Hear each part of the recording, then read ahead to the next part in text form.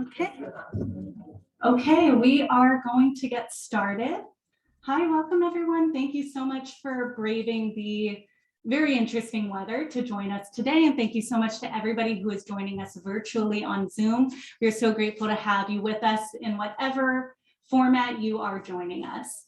My name is Lauren Lidke. I'm the JLearn, which is our Adult Jewish Education Department Program Manager, as well as the Program Manager for Jewish Living, which is our Community Engagement Initiative at the Lawrence Family JCC, the San Diego Center for Jewish Culture.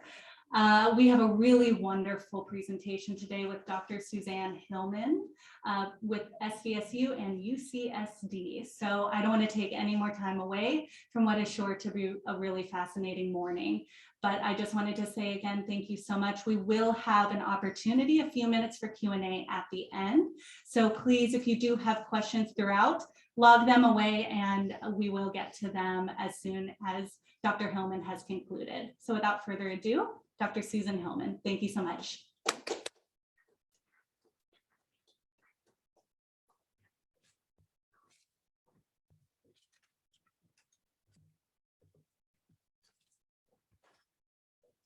Thank you, Lauren, and thank you all for being here, and those of you who are joining on Zoom. I have to say it's really delightful. Is the microphone making a funny noise? Yes, so maybe I have a strong voice. I step back a little bit. It's really delightful to be speaking in front of a live audience. I really appreciate that you all came out today. The Manchurian city of Harbin is one of the coldest cities on earth. In winter, the thermometer regularly drops below -40 degrees Fahrenheit. Situated on a large plain in northeastern China, for the first half of its history, Harbin was a socio-cultural oddity. At the time, Jews constituted the third largest ethnic group after the Chinese and the Russians. The arrival of the Japanese in 1931 changed the social composition of the population. In addition, in the late 1930s, a trickle of German Jewish refugees began to appear in the city on the Sungari River, endeavoring to build a new life in this inhospitable location. Numbering perhaps 100, perhaps a bit more, they managed to survive in exceedingly harsh circumstances in a place they felt was at the end of the earth. For close to 10 years, they endured the severe climate, economic hardship, health hazards, political turmoil, crime, and of course, the traumatic circumstances of exile. How did they live through and remember their time in their Manchurian Refuge? In this talk, we follow the journey of three German Jewish families, the Steins, Sterns, and Goldschmidts. Drawing on the memories of Helga Alcone Stein, Helmut Stern, and Juergen Goldschmidt, who recorded their video testimony for the Shoah Foundation, I reconstruct their adventurous as well as arduous experience from the moment they left German soil to their departure from Harbin about 10 years later. Still children at the time their families fled, their experience of exile was perhaps less grueling than that of their parents, but it was certainly filled with challenges, as well as social enrichment and exposure to unfamiliar cultures.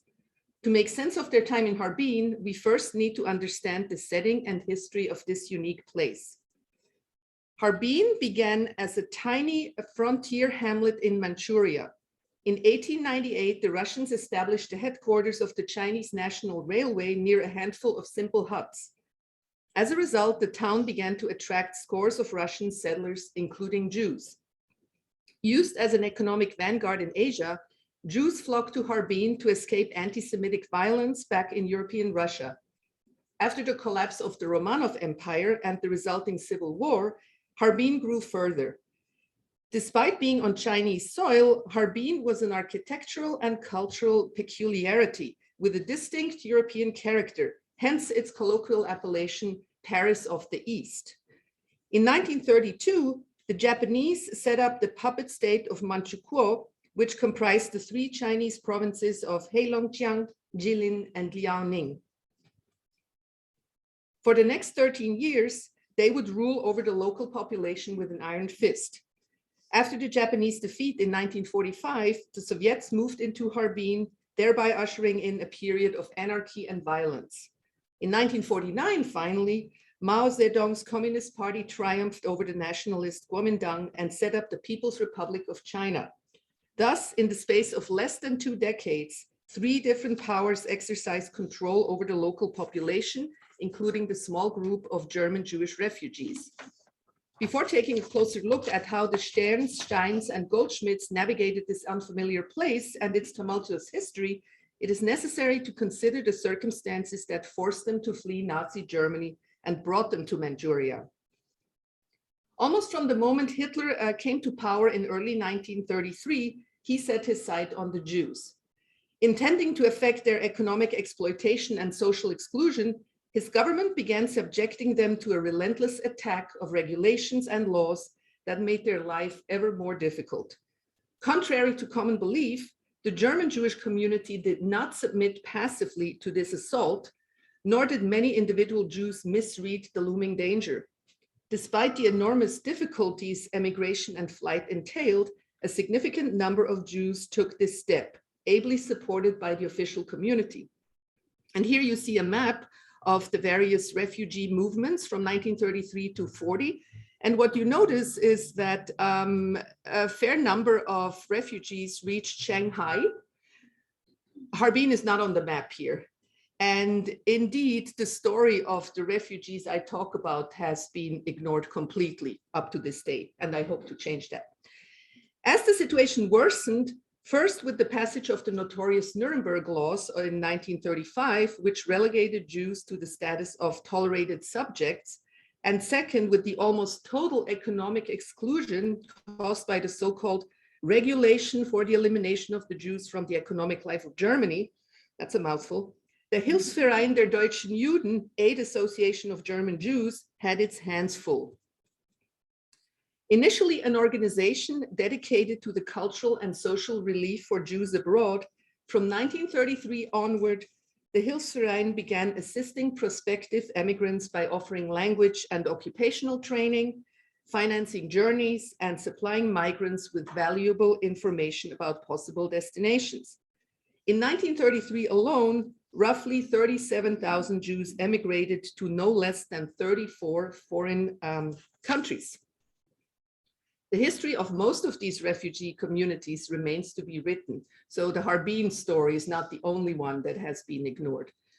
For understandable reasons, for much of the mid-30s, neither Shanghai nor Harbin seemed to be on the radar of the Hilfsverein. The former, administered by 3 different entities until the arrival of the Japanese, offered little in the way of work and decent administration, but had at least the advantage of easy entry.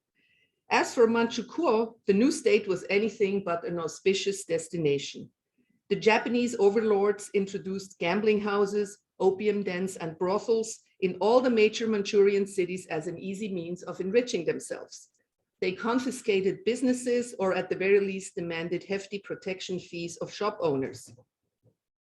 So why did our 3 families end up in northern China, of all places? For one thing, for the so-called little people, kleine Leute, a German term indicating lack of social status, connections, and capital, the options were extremely limited. I'm sure you're all aware of the sad story of the world closing its doors to the Jews. Unlike famous figures in the arts and humanities, Arnold Schoenberg and Thomas Mann come to mind, the majority of ordinary German Jews had neither the money nor the influence to secure a desirable location of exile. This was certainly true of our 3 families. Before the coming of the Nazis, the Steins, Sterns, and Goldschmidts had led the typical existence of a Jewish German bourgeois family. The Great Depression and the coming to power of the Nazis led to a significant deterioration of their life.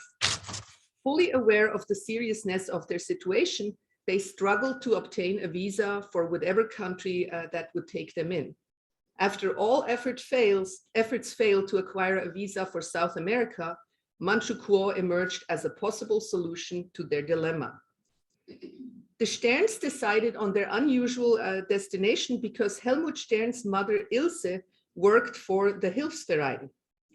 At first glance, it seems rather peculiar that Japan, an ally of Nazi Germany, would allow the settlement of Jews within its domain. Touting their supposed embrace of universal racial brotherhood, The Japanese openness to Jewish immigrants was in fact influenced by the mistaken belief in global Jewish power. To be sure, Manchukuo was never intended for mass emigration. At most, several hundred persons could be settled in Harbin, as the Far Eastern Jewish Central Information Bureau advised the Hilfsverein. To obtain a visa to Manchukuo, one had to offer proof of employment. In some cases, this proof was fabricated. Ilse Stern, for example, was supplied with a fake contract documenting her employment at the theater in Harbin by the local Russian Jewish community. Some refugees were simply lucky. Up until emigration, Kurt Stein, Helga's father, had worked as a designer of women's apparel in Breslau. Therefore, when Käthe Stein, his wife, came across an ad in a Jewish community paper that called for a fashion designer in the town of Tianjin, northern China, she immediately purchased tickets from Marseille. Kurt Goldschmidt, Juergen's father, was equally fortuitous in finding work. Thanks to his acquaintance with a wealthy Berlin Jew who had previously visited Harbin, he secured a contract for a big band consisting of 23 musicians who were to be employed in the Café Beaumont in Harbin. Thus, connections and sheer luck played a crucial role in enabling our three families to move to northern China. Most refugees from Nazi Germany traveled to the Far East by luxury ocean liner. Here you see two of these ships. On the left, the Conte Biancamano, and on the right, the Conte Verde. Departing from a Mediterranean port, such as Genoa and Marseille, they spent roughly 4 weeks on board ship. For young passengers, this was understandably an adventure. Helmut Stern remembers the excitement of the journey on the Conte Biancamano, a ship of the Lloyd Triestino line. His family departed Genoa shortly after Kristallnacht, the pogrom that devastated the remaining German Jewish communities. Even before leaving Germany, he had been terribly proud of the fact that he would go farther than anybody else. And I quote from his memoir here: "Palestine was familiar, likewise America, England, or France, but not China, and certainly not Manchuria." The Conte Biancamano made port in Aden, Yemen, the Ceylon capital of Colombo, Hong Kong, and Manila, among other stops. At each stop, the passengers were allowed to disembark and explore the city. In Colombo, Helmut ate his very first coconut, a seemingly trivial incident which he nonetheless remembered fondly decades later. In general, the time on board was marvelous, and although the family could not share a cabin, we were happy, he said later. Other young emigrants shared Helmut's pleasant reminiscences of life at sea. Helga Stein evokes her journey to China in glowing terms. Like Helmut, she had looked forward to the exhilarating prospect of traveling to the Far East. At the time of departure, China was simply a place on a map for her, and one that middle-class Central Europeans regarded with suspicion bordering on disdain. Nice Jewish people didn't go to China, as she put it. Around Christmas 1938, the family embarked on the SS Ranchi. Oh, here are two pictures of, on the left, you see Helmut Stern with his parents, Dietmar and Ilse, and on the right, members of the Goldschmidt family. But here you see the SS Ranchi. This was a 16,600-ton luxury liner that generally plied the route between England and India. They could take very little luggage with them, and Kurt Stein was still traumatized by his recent incarceration in Buchenwald concentration camp. He had been among the 27,000 Jewish men arrested during Kristallnacht. Nonetheless, Helga enjoyed herself prodigiously. For the first time in her life, she saw the ocean. Every afternoon, she was able to snack on potato chips and drink ginger ale, another memorable first. It was really a wonderful time, she later commented. At 2 years old, Juergen Goldschmidt was, of course, far too young to remember anything at all about his journey on the Conte Verde. After arriving in Shanghai, travelers bound for Harbin had to take another ship to Dairen and there board a train to Harbin. To their surprise, while still in Shanghai, the Steins received a telegram from the company in Tianjin informing them of their need for a tailor in Harbin. And that's how the Steins ended up in Harbin as well. So what kind of refuge was Harbin? Despite the nostalgic memories of former residents, mostly Russian Jews who grew up there, the city was anything but a paradise. Visiting in 1934, the American reporter Edgar Snow described the formerly delightful Harbin as a place of living death, the worst governed city in Manchukuo. The historian Dan Ben-Canaan paints a similarly grim picture. I quote, "Plagues, devastating floods, criminal triads, occupation and fascist gangs ruling the streets terrified everyone. The almost absence of judicial institutions, conflicts and confusion between various law and order and military units made kidnappings and murders all part of the daily agenda for most of the population, be it European or Chinese." Indeed, in 1933, the kidnapping, torture, and savage murder of the French Jewish national Simon Kaspe, a celebrated pianist and son of Harbin's wealthiest Jewish man, made headlines. As if the ever-present threat of abduction were not enough to make daily life exceedingly complicated, there was the forbidding climate and the general difficulty of getting by in a foreign land with little support. As we have seen, the German Jewish community had prepared prospective emigrants by providing them with useful information on potential destinations. Despite this availability of fairly reliable information, the Sterns were completely unprepared for the harsh climate in northern China. Helmut left Shanghai wearing the short pants typical of European boys at the time. So when the family stepped off the train in December 1938, the representative of the local Jewish community who had come to welcome them immediately pulled them into a heated room and went to procure appropriate clothing. Not surprisingly, Helmut remembered the insane cold as his first terrible impression of Harbin. Juergen also recalled the tough winters with temperatures up to -40 degrees Fahrenheit. Hygienic conditions in Harbin were atrocious as well. Drains were practically non-existent, which meant that the wastewater ran through open gutters. As a result, epidemics were common. In winter, cholera raged, while the plague was more of a threat in the summer months. In his interview for the Shoah Foundation, Juergen describes the terribly dirty conditions in Harbin. Dysentery was widespread, undoubtedly due to the appalling lack of sanitation and the absence of a proper sewage system. The situation was made worse by the Chinese habit of dressing little children in pants with a flap in the back. Instead of having to go to the bathroom to relieve themselves, they simply squatted down and defecated on the spot. One can easily imagine the health threat arising from such habits. To someone coming from a country where orderliness and cleanliness ruled supreme and where you could eat off the street, in Helga's slightly hyperbolic assessment, Harbin was a tremendous shock.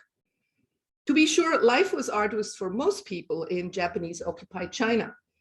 For penniless refugees who did not speak the language or languages and had to rely on the local Jewish community for assistance, it was even more challenging. According to Yakov Lieberman, an original Harbiner, the local community did everything it could to make the newcomers feel welcome. I quote, "For those refugees remaining in Harbin, life was kind. They were absorbed into the community, given jobs, and befriended. The population was comfortable and safe, life was full of promise, and the community as a whole was respected and strong." End of quote. In reality, for many German Jewish refugees, life was neither comfortable nor full of promise. None of our three families had an easy time making a living, though the Goldschmidts started out comfortably. Here I have, you see the three first passport pictures of Waltraud Goldschmidt, Juergen's mother, Kurt Goldschmidt in the middle, and grandmother Eva Goldschmidt. For the first couple of years, the Goldschmidts lived in a large house directly on the Sungari River. Originally built and owned by an American who had been forced to leave Harbin due to the Japanese occupation, the house was surrounded by a large courtyard with a park on one side and a chicken coop and duck pond on the other. Japanese settlers and their Chinese servants lived adjacent to the property. One of the Chinese men befriended Juergen and regularly conversed with him about school. Juergen's sister Ruth was born in the big house and they lived wonderfully well there, according to Juergen. As far as accommodations are concerned, the Sterns were not as lucky as the Goldschmidts. At first, they were put up by fellow immigrants from Germany. Later, the financial support of the Jewish community enabled them to move into a small single-family dwelling, one of a complex of around 15 similar houses. Helmut had his own room, albeit a tiny one. Since the ice cellar of the entire complex was directly under their house, the floor was always cold. Initially, the family managed to get by, but with the deteriorating economic situation, their circumstances worsened as well. They increasingly struggled to obtain food, fuel, and clothing. Helmut distinctly remembered his constant feeling of hunger. They suffered from extreme vitamin deficiency to the point that Ilse Stern, his mother, lost all her fingernails. As a pianist whose work was vital for the family's sustenance, she had to play anyway, and she did so while wearing gloves, all the while crying from pain. Unfortunately, Helga shares very few concrete details of her family's accommodation in her testimony. Beyond recalling the warm welcome the local Russian Jews accorded the Steins, she limits her observations to noting that the community also helped the parents find an apartment. On the issue of work, she is slightly more forthcoming. Among the meager luggage the Steins had been able to take with them were 2 sewing machines. Thus equipped, Kurt Stein was able to start working at the shop within a week. Without speaking either Chinese or Japanese, he would eventually run a workshop for coats and employ no fewer than 6 Chinese tailors. Despite his worsening health, he managed to keep his family above water for the duration of their exile. As mentioned above, procuring employment was a prerequisite to entering Manchukuo. The first German Jewish refugees who arrived in Harbin were trained physicians who probably found work at the local Jewish hospital, reputed to be one of the best of the entire Far East. The Philo Atlas, a handbook for prospective refugees published in 1938, advised its readers that financially powerful, experienced industrialists had the best hope of being let into Manchukuo. From the experience of our 3 families, we know that this information was not entirely correct. None of them fit this category. Both the Sterns and the Goldschmidts depended on music to support themselves. Initially, Waltraud and Kurt Goldschmidt had intended to make money another way. Only a few months into their stay in Harbin, they opened a large cafe named Orion. Located on the other side of the Sungari River, where well-off Russians like to swim and sunbathe in the summer, the cafe offered breakfast and lunches, ice cream, and various drinks, and employed Chinese as well as European cooks. Unfortunately, the summer of 1939 was unusually wet and few tourists visited the area. Thus, the venture collapsed and Kurt Goldschmidt had to fall back on his musical skills. Lest one wonders why Harbin would have been a suitable place for musicians, it is worth remembering that the city had its own theater, opera, conservatory, symphony orchestra, and ballet. Dietmar Stern and Kurt Goldschmidt found employment in local orchestras, and later Helmut would be hired by the Harbin Symphony Orchestra. Here you see on the left, Ilse and Dietmar Stern in a book on cultural life in Harbin. Since they were both associated with music, they were featured in this book. And on the right, you see Kurt Goldschmidt in the center of the picture. He's playing the saxophone. Juergen's father, Kurt, worked very hard, very hard, according to the son, to sustain the family. An exceedingly versatile musician who had been a member of several big orchestras back in Berlin, he played the accordion, clarinet, saxophone, and the piano. As a result, he was a sought-after musician in a wide variety of venues and settings in and around Harbin. Meanwhile, the children had to go to school. Upon turning 8, Juergen was enrolled in the Russian Jewish school. And here you see him with the typical cone containing sweets that German children usually are given on the first day of school. It's a sign of, well, hopefully starting them on the sweet path of education. Here he is in front of the big house. Let's see, like other schools in Manchukuo, the Russkaya Yevreskaya Skola was run by the Japanese, and his first homeroom teacher was Japanese. Helmut, who was already 10 years old when emigrating, had to join a class of 6-year-olds at the Talmud Torah school, since he did not speak Russian. evidently not an ideal situation for a 10-year-old. To make matters worse, his classmates sometimes insulted him for being German. Eventually, the parents decided to remove him from school and to procure a private teacher. In this way, he escaped some of the ordeals Juergen had to endure. Unfortunately, Helga's formal education came to an end with emigration. For some reason, she did not attend the local Russian high school. Instead, she learned to speak Russian on her own. In addition to these daily vexations, German Jewish refugees also had to deal with official Germany, strangely enough. Remarkably, even in Harbin, at the distance of close to 8,500 kilometers from Berlin, the refugees were within reach of the German authorities.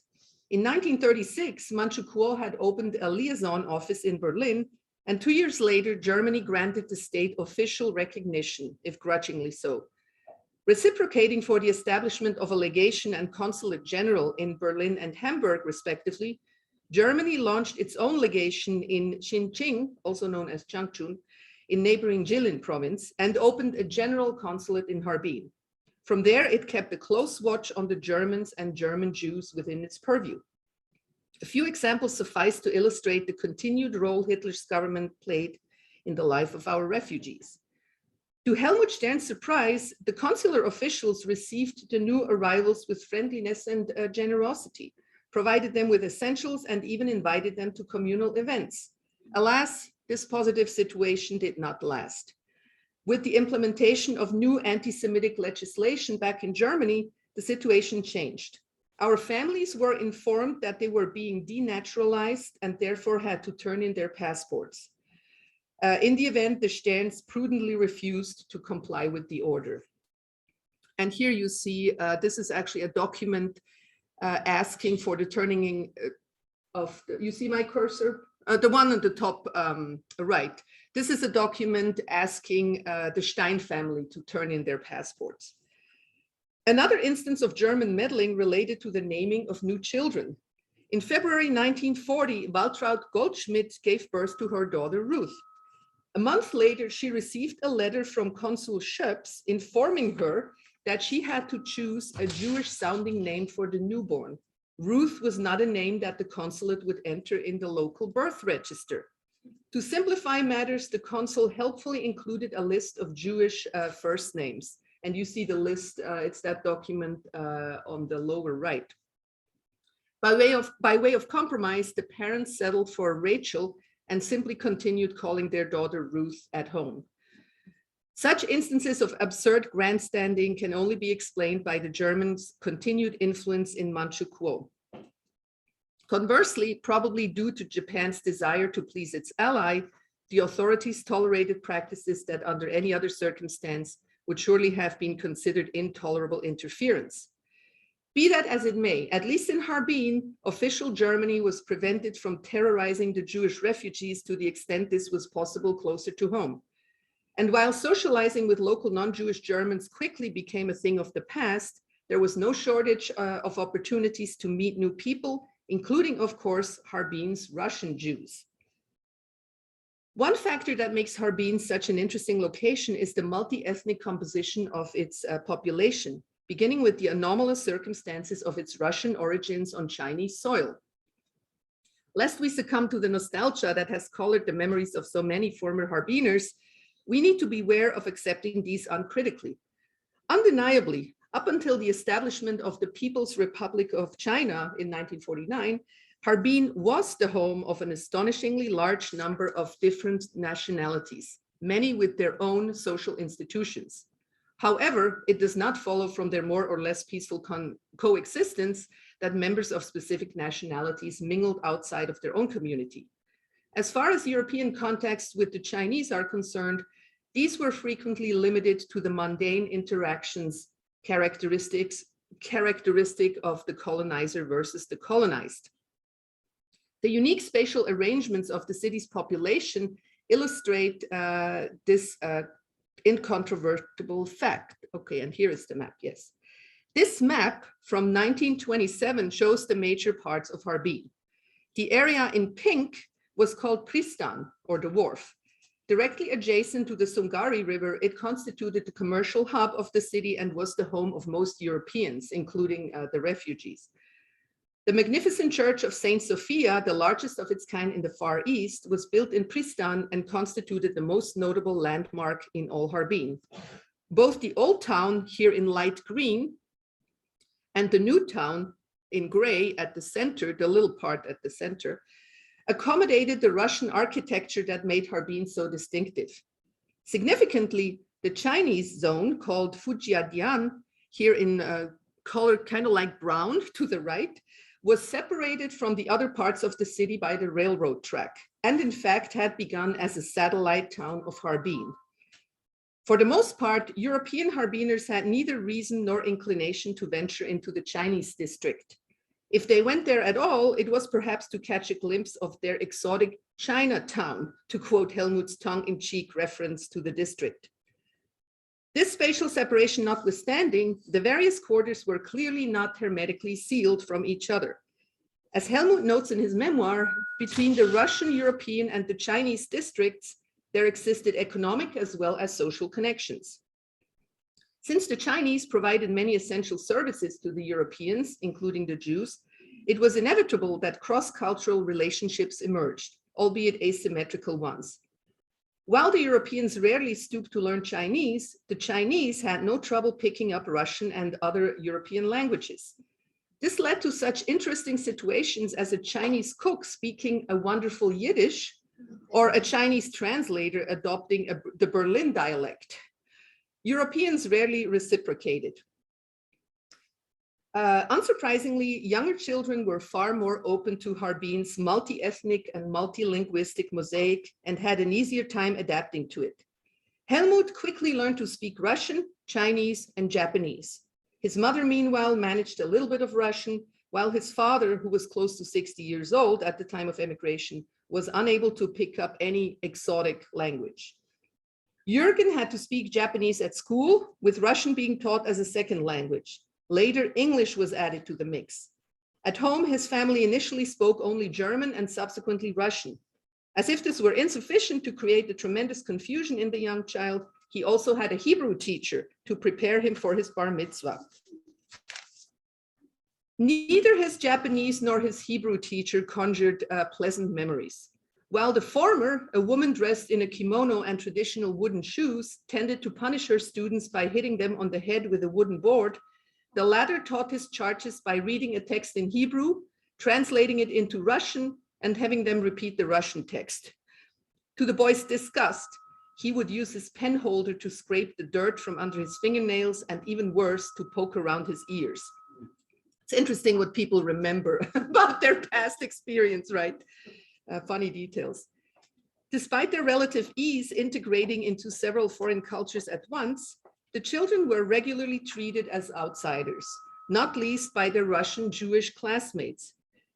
Japanese children took Helmut for a Russian and beat him up as such, while their Chinese counterparts called him long nose, a derogatory term for Europeans. To make matters worse, the local Jewish children teased him for being German. "I learned to take a beating for things I couldn't do anything about," he wrote in his memoir. "I had to adapt. So among Russians, I became a Russian, adapted to the different mentalities of the Chinese or Japanese and was accepted by them. Thus, I lived different lives, at home German, and outside Russian, Chinese, or Japanese." Juergen likewise experienced his outsider status, if in a slightly different way. Whereas Helmut's classmates looked upon him as a German rather than a fellow Jew, Juergen faced anti-Semitic violence from some of the boys at the German Hindenburg Schule, which stood opposite the Jewish school. When school ended, German students awaited their Jewish victims across the street. Hiding behind a corner or a tree, they pounced on the unlucky boys and gave them a walloping.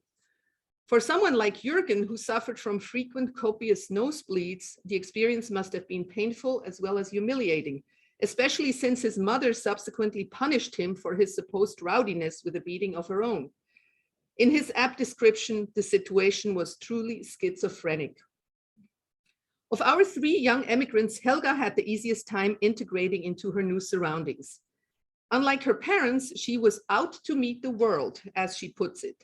Having learned Russian, she made many Russian friends, including non-Jewish ones, attended concerts and the theater, and in the winter went sleigh riding. A photograph of the 17-year-old shows an elegantly dressed, immaculately coiffed and made up young woman brimming with self-confidence. Never one to miss an opportunity for adventure, when the Red Army marched into Harbin, Helga didn't hesitate to meet them in the streets, a moment caught on camera. And you see the face that is circled, that's Helga. She was there among the invading army, which is interesting. Largely disregarding the chaos and violence that were part of the Soviet occupation, in old age, Helga only remembered the Russian passion for life and their love of music and dancing. It probably helped Helga's integration that she met the man who would become her husband in Harbin. A stunning-looking Russian Jew from Samara, Victor Alcone had grown up in Harbin and then moved to the United States. At the time of their encounter, he ran an import-export business in Shanghai and was visiting his ailing mother in Harbin. Although Helga was scarcely 14 years old, she immediately fell in love with the handsome man who was 15 years her senior. Due to her young age and other circumstances, their marriage would have to wait for almost 10 years. In the meantime, she would make the acquaintance of other men, including the conductor of the Red Army Orchestra and the boyfriend who would accompany her family out of Harbin in 1947. In short, exile, war, and occupation could not prevent Helga from meeting the world in Harbin. Helga is not the only one to comment positively on the cordial relations existing between Russians and Russian Jews. At least until the arrival of the Red Army, the two communities had a fairly good rapport for the most part. Despite their otherwise strict control of the minorities, the Japanese occupiers permitted the free exercise of religious ceremonies and holidays. Often the Russians participated in Jewish festivities, and conversely, the Jews took part in Russian celebrations. This is particularly remarkable given the white Russian fascists who terrorized the Jews in the streets of Harbin. On the whole, it seems that the majority of the Russian Harbinci favored a peaceful and often friendly coexistence with the Jews. Juergen too treasures fond memories of the Russian Jewish sociability that was such a prominent feature of his childhood. On special occasions like birthdays, anniversaries, or holidays, his mother, who was a talented baker, would organize large festivities to which she invited fellow immigrants and many more Russian Jews. These parties were apparently lively affairs with food, music, and dancing. Waltraud herself would sometimes climb up on the table and perform a dance called the Lesginka, which required her to put on boots and dance with a knife between her teeth. Unlike the German guests, the Russians were, and I quote here, splendid people, terribly hospitable as well as funny, and it was easy to live among them. Here you see a photograph of a smaller kind of sociability. This is in the apartment of the Goldschmidt family. And you can see the grandmother on all the way to the right. And this is the last picture with Eva. I'll return to what happened to her. And right next to her is Juergen, and his little sister is to his right. Yeah. Specifically, Jewish traditions also began to play a greater role in Helmut and Juergen's life. Both became bar mitzvahs while in Harbin. This crucial milestone undoubtedly bound them even more closely to the community, especially since the day was marked by a large celebration involving numerous local Jews. It should be noted here that the Russian Jewish community had not one, but two synagogues, both equally splendid. And here you see one of the famous churches and then the so-called Old Synagogue in Harbin. Unlike in Germany, where Nazi thugs had burned countless synagogues to the ground during Kristallnacht, in Harbin, Jews like Juergen and Helmut could worship freely and without fear of persecution. Despite Juergen's distaste for his Hebrew teacher, and somewhat to his own surprise, he developed a genuine interest in Judaism while in Harbin. His converted mother Waltraud, who observed Jewish holidays meticulously, encouraged him in this pursuit, while his Jewish-born father had no interest whatsoever in religion. Undoubtedly, there was a generational aspect to the ease of adaptation to this profoundly unfamiliar setting and the many peoples that inhabited it. In general, the parents had a much harder time learning new languages and getting to know the locals. As Helga recollected, her parents' social life largely consisted of meeting fellow German immigrants. The Goldschmidts similarly tended to socialize with other refugees, or at least with local Jews. And here we have a picture. This is a photograph showing the Goldschmidt and Stern parents with Helmut. Helmut is the boy in the middle, and with young Ruth, Juergen's sister. For some reason, Juergen was not of the party. Maybe he was sick or he was excluded. What of connections with the Chinese or Japanese? It is a matter of some interest that all three families preserved some photographs of Chinese or Japanese acquaintances among their keepsakes, perhaps as token evidence of their long stay in what to them was an exotic locale. During his video interview, Juergen shows a picture of two Japanese neighbors, you see it here on the left, who squat next to a large patch of hailstones in the yard. Since he doesn't elaborate on them, they probably did not play an important role in his life. By contrast, he enjoyed a closer relationship with the Chinese family who lived in the courtyard of the house on Niskaya Street. They were very poor, but very polite, very friendly people, he remembered. As a child, he played with their son, who was called Misha, very Chinese name, right? Not quite, with whom he effortlessly communicated in Chinese. Their age difference notwithstanding, Helmut also had a fairly easy time befriending local Chinese. In his memoir, he refers to several individual Chinese, sometimes by name. His ability to converse in the dominant language certainly helped him in this respect. Overall, the evidence suggests that at least for a handful of German Jews, the majority population was more than part of a striking setting. Notably, this does not seem to have been the case with Helga Stein. Although she does not put her animus for the Chinese in so many words, her few references to the majority population in Harbin hint at a certain antipathy toward the Orientals. In spite of that, her photo album contains the picture of the tailor, Mr. Wong, an employee in her father's workshop. The picture was taken on the occasion of his wedding and features Mr. Wong and his bride in formal attire.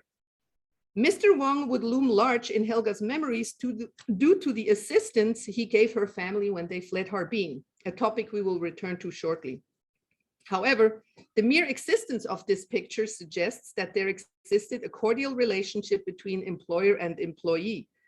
Either Kurt Stein had been invited to the wedding, or Mr. Wong had given him the picture as a gift. The fact remains that for Helga, Mr. Wong apparently gained his significance not as an individual in his own right, but as an aid giver. Beyond that, he was largely irrelevant. Exile is never simple or unproblematic, not even under the most favorable circumstances. For the several 100,000 Jewish Germans who lacked any means whatsoever, leaving their beloved Heimat was profoundly painful, and the conditions they encountered abroad were often anything but pleasant.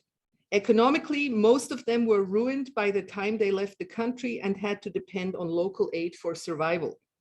To make matters worse, they were rarely received with open arms, at least not by the non-Jewish segment of their respective host societies. What made Harbin even more challenging as a place of exile was its great distance from Central Europe, the small size of the refugee community, and the severe climate. Combined with the stress of securing the minimal conditions of daily life, such as food, shelter, and warmth, these conditions aggravated the situation further. Need we wonder then that exile was marked by experiences that were sometimes nothing short of tragic? Each of our three families was subjected to strains that affected individual members differently. For the Sterns, the main problem was the daily struggle for survival. As we have seen, the Jewish community of Harbin had equipped Ilse Stern with a fake contract for employment at the local theater, which was subsequently replaced by a genuine one. Her salary was tiny, however, and barely sufficient to support the family. Her husband Dietmar's singing lessons were unhelpful insofar as the local students had no money to pay for them. Under the circumstances, it was probably a foregone conclusion that Helmut would begin working as soon as his age permitted. Almost from the moment of his arrival in Harbin, he had begun taking lessons from the illustrious violinist Vladimir Davidovich Trachtenberg, the leader of the Harbin Symphony Orchestra and the co-founder of the first Harbin Music Academy. Helmut had brought his violin to China, and to his chagrin, the family piano was later shipped to Harbin as well, which meant he had to practice on the piano too. At the tender age of 14, Helmut would give his first public concert, entertaining the Jewish community with music by Bach, Kreisler, and Paganini. And here you see two photographs of the young boy left in the courtyard and right in his home. By the age of 16, Helmut became the family's main provider. Having trained with Trachtenberg, he was well prepared to first play in the local orchestra and later, when the orchestra ceased to exist, in coffee houses and nightclubs of rather dubious reputation. Later still, he and the ensemble he was part of played at Chinese weddings. In the winter of 1945-46, his trio received an engagement in the city of Shalantun in Inner Mongolia, that is outside of Japanese jurisdiction. Shalantun is situated along the Nen River in the Great Chingan mountain range near the Gobi Desert. Helmut was so taken with the region that when he was offered a permanent contract in Shalantun, he immediately accepted and determined to get his parents to join him. After laboriously moving all their belongings to Inner Mongolia, he discovered to his horror that the club that had hired him had closed in the meantime. What followed was the worst year of Helmut's life. I quote from his memoir, "There was no work, there was nothing, we were completely penniless." Although both father and son procured some minor employment at the local Mongolian school, daily life was an ordeal. The family lacked the most basic amenities such as coal, wood, and even matches. To improve their wretched situation, the Sterns came up with some original schemes, such as hiring hunters to shoot pheasants and partridges who would then be sold in Harbin. Another attempt to make money involved the harvesting of valerian for sale to a pharmacist. Due to the Sterns' complete lack of experience with either game birds or herbs, both schemes failed miserably and left them poorer than before. The fiascos left Dietmar emotionally exhausted and reduced Ilse to ceaseless crying. And the end of the story was that they all returned to Harbin. Perhaps predictably, Helga Stein does not recall many hardships associated with her life in Harbin. Determined to make the best of a difficult situation, she led an active social life, as we have seen. Her greatest ordeal in exile came towards its end. As mentioned earlier, Kurt Goldschmidt had suffered from ill health since his days in Buchenwald. His tuberculosis deteriorated further in China. Therefore, when the Chinese communists began arriving in Harbin, the family decided to leave. On the 18th of May, 1947, they began marching out of Harbin, completely unprepared, as Helga observes with a sense of incredulity, without the guide or even a map, but in the company of a Russian Jewish gentleman whom Helga had dated and who happened to speak Chinese fluently. I don't think I can use the cursor here, right? You don't see it, but I can actually point it out, I think. So Harbin is up here, and they would march all the way down to Zhangzhou. Their march would take them to Zhangzhou in neighboring Jilin province, a distance of about 230 kilometers as the crow flies. What with the thawing ground, the mud, and the frequent rain, the journey was excruciating, especially for the ailing Kurt, who had begun spitting blood. But there was worse. With the Soviet departure, civil war had descended onto northern China, pitting Chiang's nationalists against Mao's communists. Upon the family's arrival in Changchun, the police promptly arrested them and subjected Helga to a lengthy interrogation. The intervention of the American consul Edward Clubb eventually secured their release and their departure for Shanghai, but not without weeks of further nerve-wracking turmoil. For Helga, the strenuous journey out of Harbin marked the end of a seemingly adventurous, but also socially and culturally enriching 9 years. Perhaps due to his age and family situation, Juergen Goldschmidt's experience was rather different from that of Helga and Helmut. Despite some positive musings on friendship, food, rickshaw trips, and his first innocent crush, His lengthy video testimony is punctured with countless reminiscences of adversity and violence. To begin with, it appears that he was regularly beaten not only by other children and his Japanese teacher, but also by his parents, often for the most trivial transgressions. As a musician, Kurt Goldschmidt worked at night and had to sleep during the day. Whenever the children made any noise, they were immediately punished with a beating. Waltraud also punished Juergen for biting his nails by striking his hands with a bamboo switch. Needless to say, this led to further nail biting, which then occasioned more beatings. Alternatively, he was dispatched to the winter garden attached to the house where the family stored their coal reserves for the winter. There he had to sit in his pajamas on the coal heap in the cold. Even allowing for a measure of exaggeration, it seems clear that Juergen suffered a great deal of physical punishment that would traumatize him for decades to come. We may well ask why. Were his parents driven by a sadistic impulse or the belief in authoritarian methods of raising children? Neither appears to have been the case. As Juergen understood only later, Kurt and Waltraud, his parents, were under a tremendous amount of stress during the years of exile, in part due to the dirt, misery, and poverty prevailing in Harbin. Another even more serious factor was the presence in the household of Eva Goldschmidt, Juergen's grandmother. At the time of emigration, Eva was already of an advanced age. Apparently, she never really understood the need for leaving Germany and endlessly accused her son and daughter-in-law of having dragged her to the ends of the earth. In Juergen's mature assessment, she was completely finished down there in China. She was probably severely depressed. It certainly did not help that Eva never fully accepted her daughter-in-law's conversion. Originally a Protestant, Waltraud had converted to Judaism before her marriage to Kurt, an act that took significant courage in Nazi Germany. For Eva, however, Waltraud was and remained forever the Schicksal. The 2 points of friction thus made life utterly miserable for the elder woman. In the summer of 1945, after discovering through the Red Cross that almost her entire family had been murdered back in Europe, Eva hanged herself in her bedroom. Tragically, it was 9-year-old Juergen who discovered her body dangling from a hook. Like every morning, he came into her room to give her a good morning kiss before going to school, and there she was. One can easily imagine how terrible this must have been. Here you see Eva with the family, and then you see her tomb.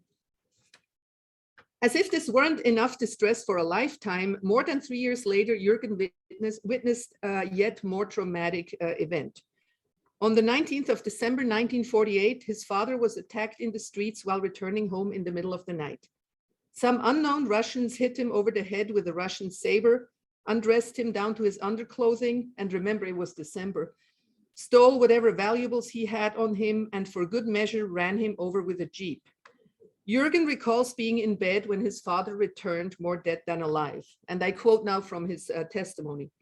"I heard my mother scream when my father came. This scream when she saw her husband completely covered with blood and almost naked in this kind of underwear. And she screamed like one demented. And then my father was carried into the bedroom and we 2 children looked on, and I see what is happening now.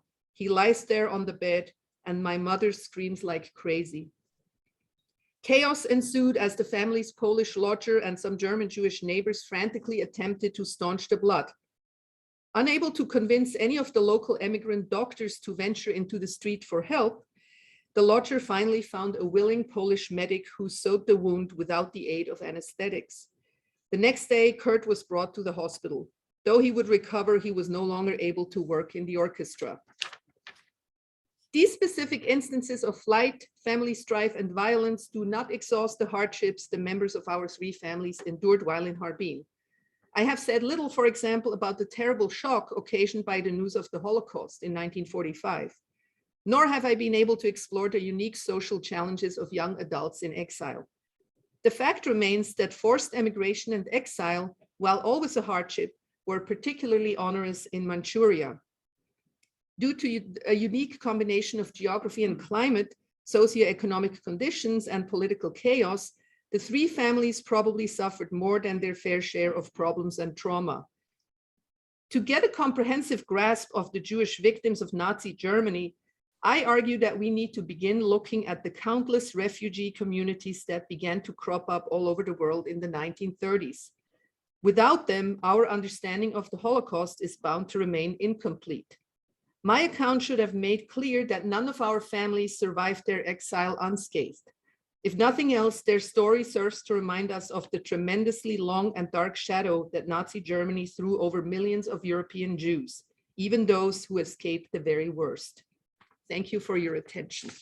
I'm now happy to take questions. Yes, please. You never mentioned Yiddish. That they didn't speak Yiddish at all? The question is, did they not speak Yiddish in Harbin? They did speak Yiddish. Actually, Helga, I didn't mention this, Helga did learn a little bit of Yiddish, but the more common language was Russian. Any other question? Yes, please. Do you know anything about how they ultimately came to the US? Do I know anything about how they ultimately came to the US? So this is an interesting, it's a long story, an interesting story in its own light, on its own. So only Helga ended up in the United States. She would marry Victor, and she and her brother would receive permission to enter the United States. Her parents, however, because they were ill, especially Kurt Stein, due to his tuberculosis, he did not receive permission. So the parents ended up in Israel. Now, as for the Goldschmidts and the Sterns, they all ended up in Israel, and they stayed there for, I would say, about 15 years. And eventually both of them would return to Germany. And I would like to mention that Helmut Stern, who he only died about a year or two ago, he would become the first violinist at the Berlin Symphony Orchestra. So he played with everybody from Leonard Bernstein to Daniel Barenboim. He became rather famous. It's kind of a wonderful story. He ended up in his hometown, and he always said, I didn't return to Germany, I returned to Berlin. So he made a distinction there. Any other questions? Yes, please. I couldn't hear everything you said, but maybe you covered it, but why did they come to the USA in the first place, like so many others? Okay, why didn't they come to the United States in the first place? That's a good question. Unfortunately, it was difficult to obtain a visa. So you needed to know somebody within the United States who would, procure an affidavit, who would sponsor you. And tragically, Very costly. very costly. Oh, absolutely. And the paperwork you had to go through was excruciating. The Stein family actually did have relatives in Baltimore, but they were too late on the list. They couldn't make it. So when the time came in 1938, they had to get out, and they did the right thing. But yes, it was, first of all, restrictions, and you needed connections, you needed money. Otherwise, I'm certain they would have tried to come. Any other question? The gentleman at the back. There's still a Jewish population in Harbin? Is there still a Jewish population in Harbin? That's another great question. The short answer is no. So the last Jewish person in Harbin, I think, died in the 80s maybe, but the community really came to an end, I would say, in the early 50s. And that was due to the communist government. Jews no longer found it, possible to live there, and the vast majority emigrated to Israel. They actually, it's very interesting, these former Harbiners, they keep up, they keep in touch with each other, or their children. They issue a newsletter 4 times a year, and they have very fond memories of Harbin. Ehud Olmert, the former Israeli politician, his family was from Harbin, actually. And I think he visited Harbin in 2002, but no, the community came to an end, and it had been such a wealthy and culturally flourishing community. It's one of these sad stories. And it was mentioned earlier that there's an interesting book that came out. It's called, by Dara Horn. It's called People Love Dead Jews. And there is a chapter in there on the frozen Jews of Harbin. It's a good it's a good introduction to the community and how it no longer exists. Yes, please. Is there still a Japanese community there? In Harbin, not that I know of. No, is there still a Japanese community in Harbin? No, they left in 45 after the war ended. They left in disgrace. Any other question? I got Yes, one. please. I heard that Shanghai, China was another Thank you. refugee place, and I personally know a cantor when I was young, who, Your lecture and my readings about this, it seems that the Jews of Shanghai may have fared better. I may be wrong, or fared differently. Do you have any comments about that? Okay, how did the Jews of Shanghai fare in all this? Did they fare better or differently? I would say differently. So housing was extremely difficult to obtain. Work was difficult to obtain because the local community simply could not handle this influx. Up to 20,000 Jews from Germany and Austria did end up settling in Shanghai. So I would say on the positive side, they had a far larger community. They had more support. On the negative side, they were eventually forced into a ghetto after the Japanese came into Shanghai. And there was at some point a bombardment. I don't think many people died. So I would say it was different. I wouldn't necessarily say that it was better, but having a larger community may have actually helped them feel a little bit more at home. A former Secretary of the Treasury, Michael Blumenthal, I mean, many years ago, those of us who remember that, was, I think, raised in Shanghai. Yes, Michael Blumenthal was mentioned. You're absolutely right. He was a refugee. He spent his youth in Shanghai, and he wrote a book about it. And he rose high in in the American government. Yes, he's one of those. Any other questions? Yes, please. So how big, what was the population of Harbin during this time that you're talking about, the total population? Okay, the total population would have been about 150 to 200,000. It wasn't huge, and subsequently, of course, it would grow a lot. Nowadays, it's several million, I think 4 or 5. But yes, so it was about 150 to 200,000. And by the time the refugees arrived, the Jewish community had dwindled. It was only at most 5,000 left. Once upon a time, there had been at least 15,000 Jews, but many of them began leaving Harbin because of, all the problems I mentioned, crimes, kidnapping, fascist thugs, and so forth. So it's kind of ironic that at the time, local Jews left Harbin. You have these at least 100 Europeans coming in, and they were able to survive in safety. I think that's something we always need to keep in mind, but also that it was not easy. Yeah. May I interject a quick Any other comment? questions I'm I on may answer? Zoom. Oh, I'm on Zoom. May I interject something? Yes, the original Jews did build that synagogue, and there was another one too. And the current Chinese government is using these remainders of the Jewish community to attract tourists. It's a little strange because they are convinced that if we maintain the synagogue, which now is a museum, wealthy tourists will come in. And yes, so the people are gone, but there are still buildings, but they're not used the way they were intended to be used. Yes, please. So you mentioned at the end that you think that in order to understand what happened, we need to understand also these smaller groups of people who went to these places that we haven't heard about. How many other, like 100 people, 100 families is not huge. Do you have a sense of how many other kind of small towns that we've never heard about had Jewish refugees come to them? Okay, that's an excellent question. The question is, I mentioned that we should incorporate the stories of the smaller refugee communities into our understanding of the persecution of Jews in Nazi Germany. How many are there that we haven't heard about? Well, I mentioned before that in the year 1933 alone, Jews emigrated into 34 countries. According to another account, it was actually more than 40. And we have heard, and when I say we have heard, I mean the scholarship.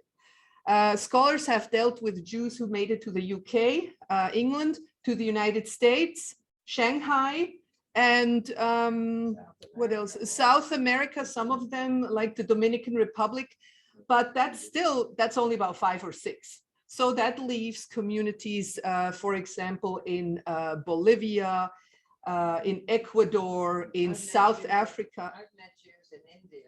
Oh, Jews in India. Yes, that's another. Scholars are only beginning to look at Jewish refugees in India. So they are all over the world, these communities. And because they are small, I think they have been neglected. But I would like to make the case that we really need to understand these stories as well, in their unique places, where they took place, as it were. Any other questions?